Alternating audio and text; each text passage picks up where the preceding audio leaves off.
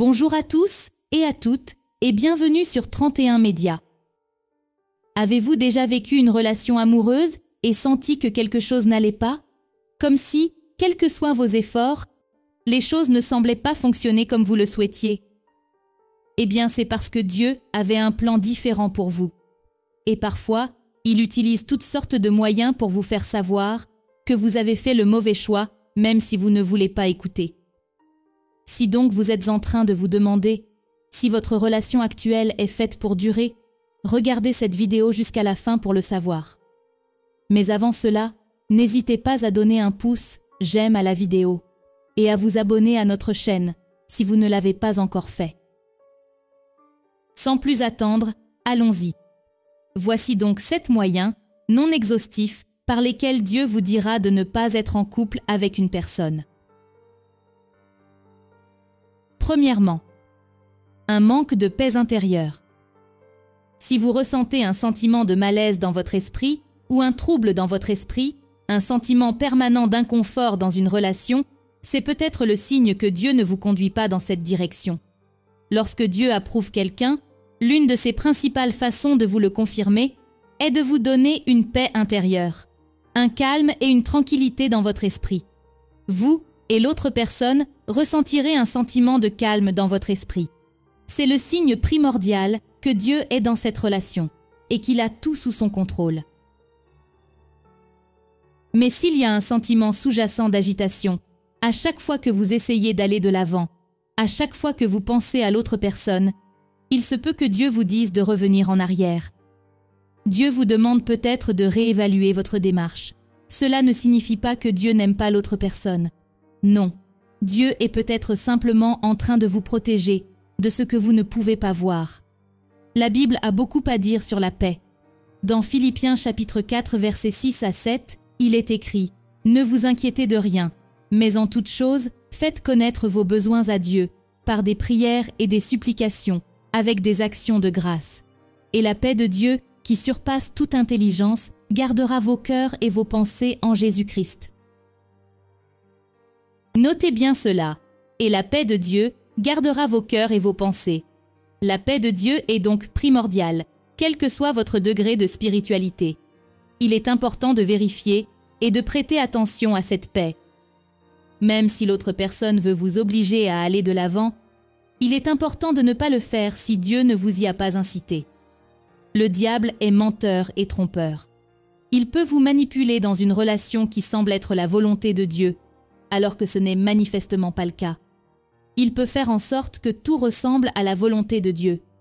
C'est pourquoi vous devez être guidé par l'Esprit de Dieu, plutôt que par les sentiments. Il convient également de noter que des malentendus de temps en temps ne signifient pas nécessairement que la relation est vouée à l'échec. Il se peut qu'il y ait des problèmes à régler ou que Dieu essaie de vous transmettre un message particulier. Mais si vous ressentez un constant malaise qui persiste dans le temps, il peut être utile de demander conseil à l'Esprit de Dieu. Deuxièmement, des obstacles persistants. Lorsque Dieu ne veut pas que vous soyez avec quelqu'un, il vous donnera parfois des signes, en provoquant des obstacles et de la résistance dans votre relation. La résistance peut se présenter sous différentes formes, des changements de plan inattendus, les perturbations subtiles. Vous pouvez avoir l'impression d'avancer dans votre relation, puis soudain, il y a un retard ou un contretemps que vous ne pouvez pas expliquer. Il est important de prêter attention à ces signes, car c'est peut-être la façon dont Dieu essaie d'attirer votre attention. Cela ne veut pas dire qu'il est contre vous ou qu'il cherche à rendre les choses difficiles. Au contraire, Dieu essaie peut-être de vous conduire dans une meilleure direction.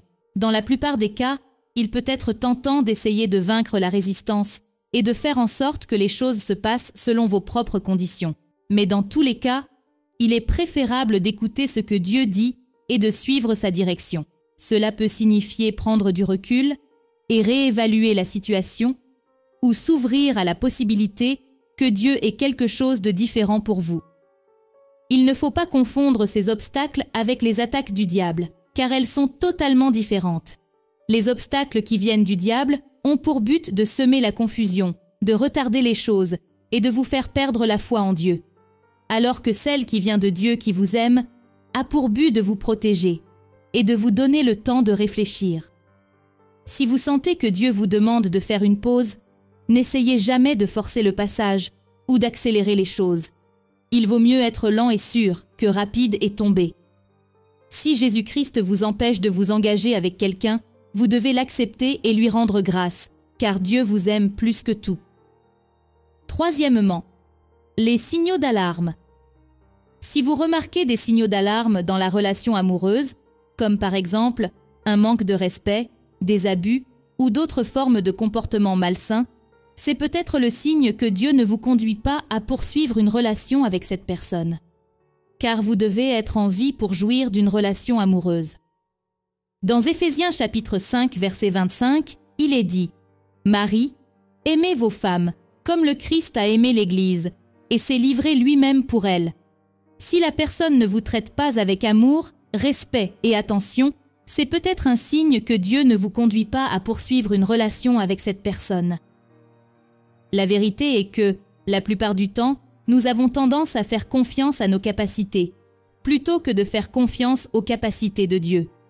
Nous pensons que nous sommes assez puissants pour changer l'autre personne après le mariage. Mais ces changements que nous espérons ne sont pas garantis. Vous ne pouvez jamais être sûr que la personne que vous voyez aujourd'hui et qui vous présente toutes sortes de signaux d'alarme changera soudainement après le mariage. En tant que femme, nous croyons facilement aux promesses, et cela peut être un moyen d'être manipulé sans qu'on ne s'en rende compte. Ne faites jamais l'erreur de penser que vous allez changer l'autre personne. Si votre partenaire a été un infidèle en série, avant de vous demander en mariage, il doit prouver qu'il a changé. Le mariage ne change pas les gens. Il ne fait que renforcer ce qui existe déjà. Cela ne signifie pas qu'il ne faut pas donner une chance aux gens. Non. Cela signifie plutôt que nous devons prendre des précautions pour savoir dans quoi nous nous engageons. La personne avec laquelle vous vous mariez doit accepter de renoncer à son mauvais comportement avant de se marier. Sinon, vous risquez de passer une grande partie de votre mariage à prier pour la guérison, au lieu de profiter des bénédictions de Dieu. Jésus a dit qu'un bon arbre ne peut pas porter de mauvais fruits. Et un mauvais arbre ne peut pas non plus porter de bons fruits. Quatrièmement, vous perdez votre identité. En matière de relations amoureuses, une mauvaise relation peut totalement transformer qui vous êtes, d'une manière que vous n'auriez jamais imaginée. Lorsqu'une personne tombe dans une relation qui n'est pas faite pour elle, elle peut commencer à changer subtilement tout son être. Un ange peut devenir un démon. Une chrétienne pleine de zèle peut devenir une incroyante froide. Une étincelle de joie peut devenir une folle furieuse. Et la fraîcheur peut devenir une ébullition. Selon la Bible, une relation venant de Dieu est conçue pour faire ressortir ce qu'il y a de meilleur en vous. Elle doit vous donner la liberté de redécouvrir votre vrai moi, de découvrir votre mission et votre but sur cette terre. Donc, lorsqu'une relation commence à vous faire perdre votre identité chrétienne et ne vous avance pas à mieux connaître Jésus-Christ, qui vous aime plus que tout, c'est un signe clair qu'elle ne vient pas de Dieu. Si vous vous sentez de plus en plus amer, de plus en plus irritable, ou que vous faites des choses qui ne correspondent pas à votre personnalité chrétienne, il s'agit peut-être de signes avant-coureurs que la relation vous fera perdre lentement, mais sûrement toute votre identité. Vous aurez soudain l'impression d'être à 1000 lieues de la personne que vous étiez auparavant. Et ce n'est qu'en prenant du recul que l'on se rend compte de la vérité. Il faut parfois de la force et du courage pour se défaire de quelque chose de toxique et de nuisible.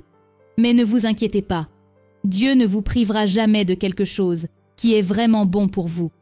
Que ce soit sur le plan émotionnel ou spirituel, n'ayez pas peur de faire la distinction entre ce qui est bon pour vous et ce qui ne l'est pas. D'ailleurs, la Bible nous exhorte à faire preuve de discernement. Faire ce pas audacieux est peut-être ce dont vous avez besoin pour vous remettre sur la bonne voie. Cinquièmement, une absence totale de la crainte de Dieu. L'absence de la crainte de Dieu est quelque chose à prendre très au sérieux dans toute relation. La crainte de Dieu n'est pas seulement une question de foi ou de spiritualité. C'est la manifestation d'un profond respect et d'un grand honneur pour le Créateur suprême de l'univers. Sans cette révérence, le partenaire dans la relation n'aura aucune retenue. Il n'y a personne pour le rappeler à l'ordre en cas de besoin. La sainte crainte de Dieu est le fondement parfait de toute relation chrétienne, qu'il s'agisse d'une famille, d'amis ou d'un couple. Sans respect pour le divin et sans la crainte de la majesté de Dieu, comment une relation chrétienne peut-elle subsister? Sans Dieu qui nous demande des comptes, comment pourrions-nous apprendre à nous retenir? Donc, lorsque quelqu'un vous dit ouvertement qu'il ne craint pas Dieu, vous devez en prendre note et agir avec prudence. Le manque de respect pour le Dieu de la Bible se traduira par un manque de respect pour ceux qui l'entourent, y compris vous, et être avec un tel partenaire est un risque qui ne vaut pas la peine d'être pris. Notre amour et notre crainte de Dieu donnent vie à la capacité d'honorer nos conjoints en toutes circonstances, que ce soit à huis clos ou en public. Avancer dans une relation sans la crainte du Dieu de la Bible ne peut que conduire au chaos, à l'anarchie et à l'instabilité. Sixièmement, le manque de compatibilité. Si la personne vers laquelle vous vous sentez attiré ne partage pas votre système de croyances, valeurs ou votre vision globale de l'avenir, il s'agit probablement d'un signe du Seigneur vous invitant à la prudence. Comme il est écrit dans Amos chapitre 3 verset 3, « Deux hommes marchent-ils ensemble, sans s'être concertés ?» Lorsque deux personnes ont des points de vue fondamentalement incompatibles sur la vie, il en résulte souvent de la confusion, des désaccords et un manque de paix. Nous ne disons pas que les couples doivent avoir les mêmes opinions sur tout, mais lorsqu'il existe une véritable incompatibilité, il est temps d'envisager de prendre du recul, poursuivre la volonté du Seigneur et trouver la vraie joie et la vraie compagnie. Il est important de rechercher quelqu'un dont les passions, les visions et les croyances correspondent aux vôtres, même si cela vous demande un certain effort. Pour ce faire, priez pour le discernement, la perspicacité, l'humilité et pour être guidé dans la recherche du partenaire idéal que Dieu a en tête pour vous. Le Seigneur recherche en fin de compte un environnement dans lequel l'harmonie est de mise pour chacun des conjoints. Car il ne veut pas qu'ils vivent dans la confusion. La confusion ne vient pas de Dieu, dit la Bible.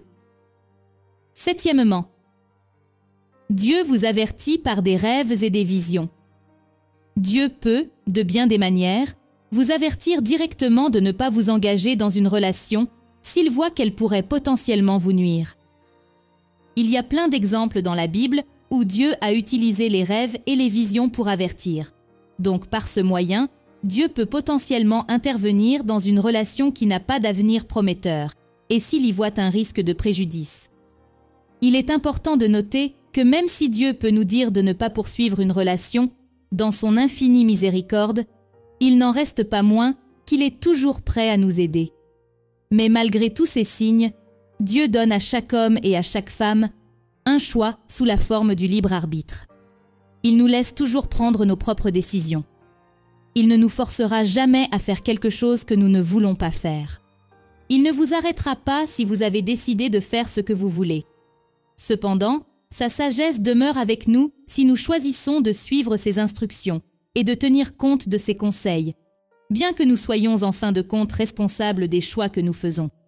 L'effort de Dieu pour nous avertir à l'avance garantit que nous disposons de toutes les informations disponibles pour prendre une décision aussi importante. Voilà, nous espérons que cette vidéo va aider quelqu'un. Merci d'avoir regardé et n'hésitez pas à nous partager vos opinions dans la section des commentaires. Dieu vous bénisse et à bientôt sur une autre vidéo.